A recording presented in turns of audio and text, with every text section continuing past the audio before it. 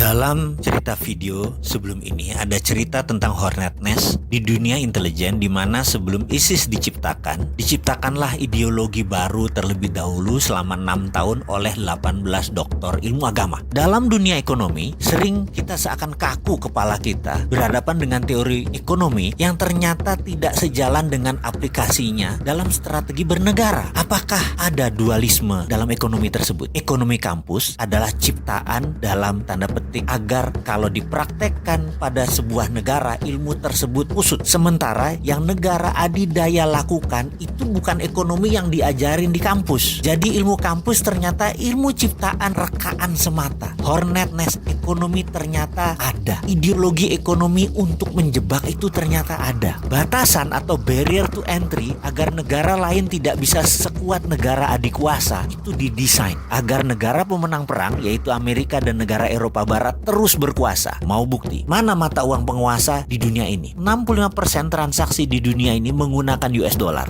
20% menggunakan euro, yen 4,7%, yuan Cina hanya 1,9% nilai transaksinya. Walaupun Cina menguasai mayoritas perdagangan sampai 50 atau 60% perdagangan dunia, dolar tetap underlying transaksi mereka. Memang mau Indonesia misalnya CPO-nya dibeli oleh Cina, Cina bayar pakai yuan. Terus yuannya tadi buat apa? Kita mau beli mesin misalnya untuk pabrik, mesinnya dari Jepang. Apa Jepang mau terima yuan? Nggak mau lah. Jepang mintanya dolar buat devisa mereka. Kok bisa begitu sih? Ini kesepakatan atas dasar suka sama suka atau atas dasar saya penguasa dunia, Anda harus manut dengan saya. Baik, kita akan bicara tentang currency warfare di sesi lain. Sekarang kita kembali ke topik. Misalnya lagi, dunia perbankan yang saat ini dianggap kunci sukses ekonomi, sehingga bank dicitrakan adalah penting untuk membangun ekonomi itu hanya bank. Padahal banking atau perbankan benar, tapi bank tidak. Bukan jadi kunci, banking yang jadi kunci, bukan bank. Tetapi karena sudah ada doktrin di banyak otak para pejabat dan akademisi bahwa banklah yang terpenting, jadi bank harus dilindungi. Padahal bank itu didesain untuk orang kaya saja. Ini by design agar memang kekayaan menumpuk di komunitas 3%. Bank bukan buat semua orang, dan itu sudah masuk di kepala kaum bankers di bawah sadarnya. Padahal bankers itu pelayan kaum kapitalis, bukan pelayan rakyat. Mau bukti? Maaf ya, kalau sudah bicara tentang banking, si Sontoloyo ini tegangan tinggi. Karena apa? Nyerempet riba, pasti tegangan tinggi. Kita lanjut. Misalnya dengan ada namanya asset based loan atau pinjaman berbasis aset. Itu hanya komunitas 3% saja yang bisa pinjam bank, karena punya kolateral, punya jaminan. Coba yang lain nggak punya kolateral, jadi bisa apa? Atau kita ambil contoh lagi deh. Ini cara ngitung yang aneh bin ajaib. Kita ada kolateral, kita mau beli rumah, kita ambil KPR. Kredit ini dihitungnya caranya aneh bin ajaib karena untuk menguntungkan bank. Kita tahu pada saat kita menyicil tuh ada cicilan pokok, ada bayar bunga. Dan itu lucunya bukan pakai proporsional yang sama. Misalnya kita bayar 2 juta setiap bulan. Di awal-awal cicilan, lucu, yang 1,5 juta buat bayar bunga, yang pokoknya hanya 500.000. Nanti kalau sudah tahun ke-15 sudah mau lunas, dibalik 2 juta tadi, yang 1,5 buat pokok, yang 500.000 baru bayar bunganya. Bunganya mengecil. Itu mereka ngambil bunga di depan. Itu rentenir banget. Ini gila dunia perbankan ini. Dan herannya itu dilindungi oleh pemerintah lagi. Hebat bener dah. Kesimpulannya, bank itu menyedot dana orang kebanyakan. Namun pembiayaannya hanya untuk orang kaya. Bagi saya, kalau ini didiamkan, ini namanya kita orang bodoh. Kapan kita bisa berdiri di atas kaki sendiri kalau kayak gini? Harusnya ada project based loan, pinjaman berbasis proyek. Tidak harus aset. Selama ada revenue, selama ada omset, selama ada profit, boleh dibiayai. Dunia perbankan harusnya dibuka lebar-lebar. Bukan dunia bank ya. Dunia perbankan harusnya dibuka lebar-lebar. Sehingga banking bisa dilakukan oleh non-bank. Banking 5.0 itu bukan oleh bank lagi yang mengerjakan. OVO, GoPay,